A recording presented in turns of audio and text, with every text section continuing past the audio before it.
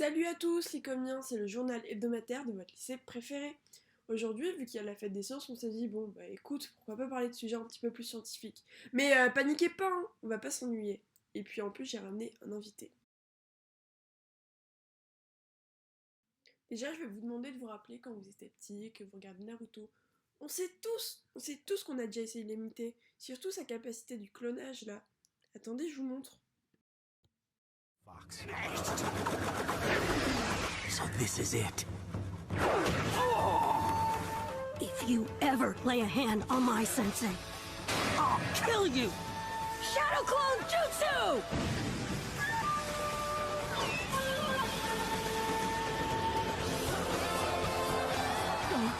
What is this? Then we're gonna come after you! Maintenant que tout le monde sait de quoi je parle, ne le niez pas, on a tous déjà essayé. Et d'ailleurs, aujourd'hui, on va parler du clonage. Explique-nous tout alors. Bon, maintenant c'est à moi de te poser une question. Tu sais d'où ça vient le clonage, toi? Non, dis-moi. Ok, m'en dis pas plus, j'ai compris, je vais tout t'expliquer. Alors déjà, le mot clone, il est apparu la première fois en 1903, et du coup, il permettait de dessiner les plantes qui étaient reproduites par relation asexuée. Après ça, on a voulu faire des tests sur les animaux avant de tester sur l'homme. Parce que bon, c'est bien connu, d'abord les animaux, puis les hommes. N'empêche, on se rend pas compte de la chance qu'on a. Parce que nous, on est quand même une espèce très privilégiée. Regarde, dès qu'on a fait nos premiers essais sur les hommes, on a dû instaurer des lois bioéthiques. Et donc le premier être vivant qui a été cloné, c'était une brebis qui s'appelait Dolly. C'était en 1986 et elle a été clonée à partir d'une cellule de glande mammaire. Quel progrès scientifique ça a dû être.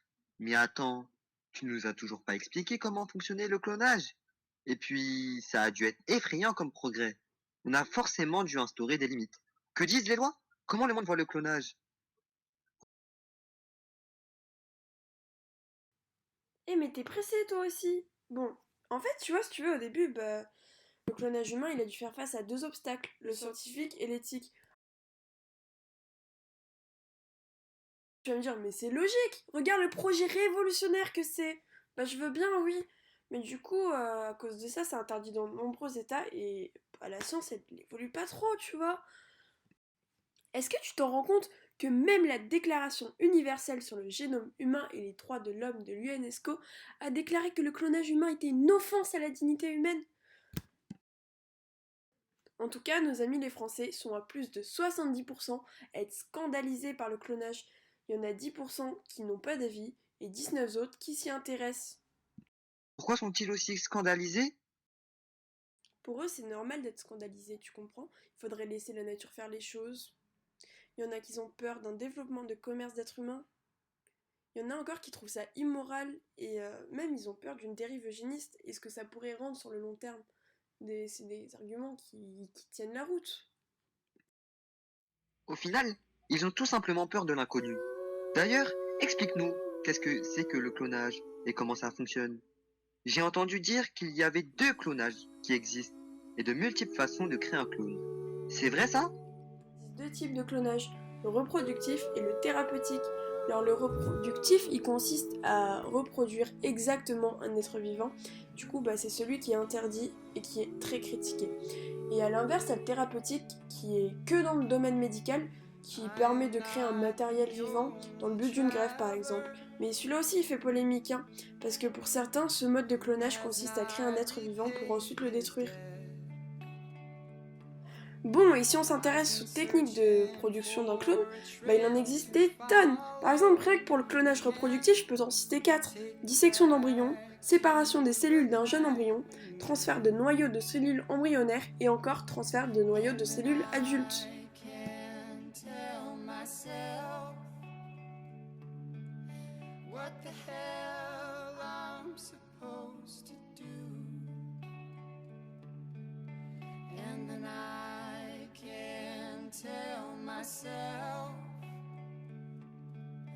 Not to ride along with you.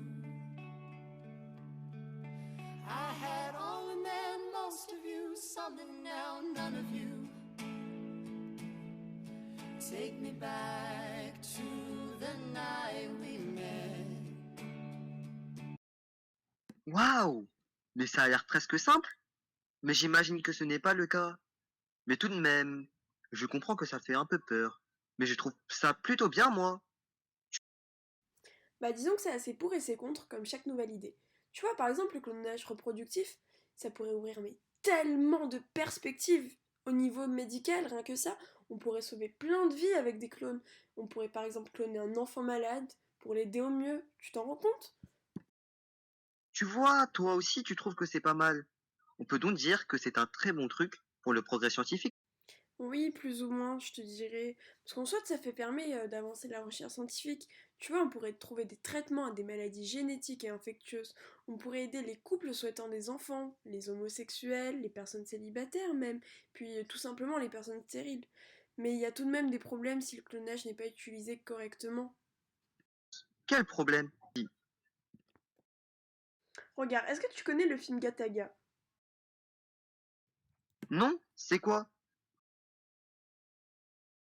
En gros, tu vois, dans le film, t'arrives, tu vas voir un médecin, tu lui dis, bon, vas-y, moi je veux mon bébé, il soit comme ça, comme ça, comme ça, comme ça. C'est comme si t'allais au McDo et que tu passais ta commande. Alors maintenant, imagine-toi le clonage s'il était commercialisé. Alors déjà, ça créerait une discrimination hors du commun. Tu crois un bébé clone, ça coûte quoi, 10 euros? Bah non, pas du tout. Regarde, il y a un Américain, il a fait cloner son chat à 45 000 $.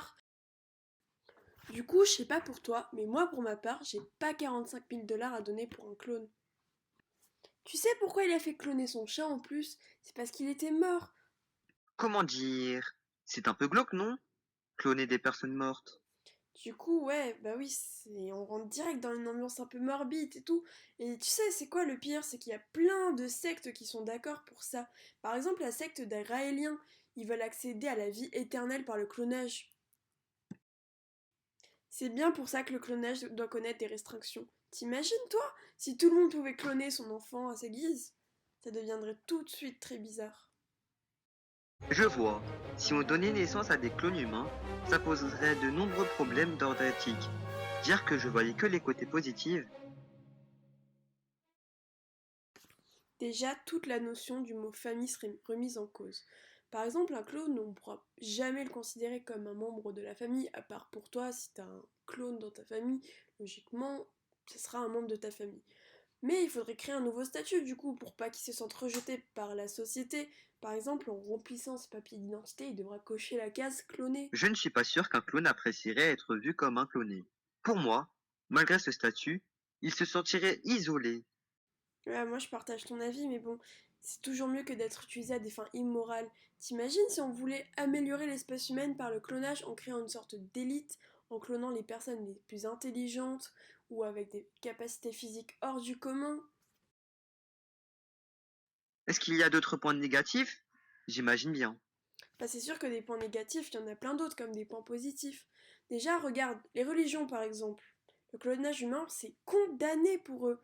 Il y a juste le bouddhisme et le judaïsme qui sont un petit peu plus ouverts à l'idée. Mais en soit, c'est vu comme une tentative de remplacer Dieu. Et comme la religion prend une grande place dans la société, il est presque inconcevable de pratiquer le clonage humain. Et puis bon, en soi, on ne sait pas ce que serait le futur avec le clonage. Il y a encore des tonnes d'arguments contre le clonage. Il y a des gens dans une application thérapeutique, ils diraient que les bébés clones sont comme des bébés médicaments, qui sont bons à donner leurs organes. Un peu des cobayes quoi, comme nos souris. Du coup, à ce stade-là, les clones seraient vus comme des instruments. Si le clonage a une chance d'être faisable, faudrait réglementer. Voilà, c'est exactement ça. Du coup, la question maintenant qui serait à se poser, c'est est-ce que c'est un risque qu'on est prêt à courir? Parce que tu vois, en soi, c'est quelque chose d'incroyable pour la science, pour la médecine, rien que ça, tu vois. Mais en même temps, vu les contre-avantages que ça, je ne sais pas. Mais bon, tout le monde sait que les grandes découvertes, elles sont faites par des prises de risques. Du coup, moi, je sais pas trop. Maintenant, c'est à vous, les licomiens, de me donner vos avis.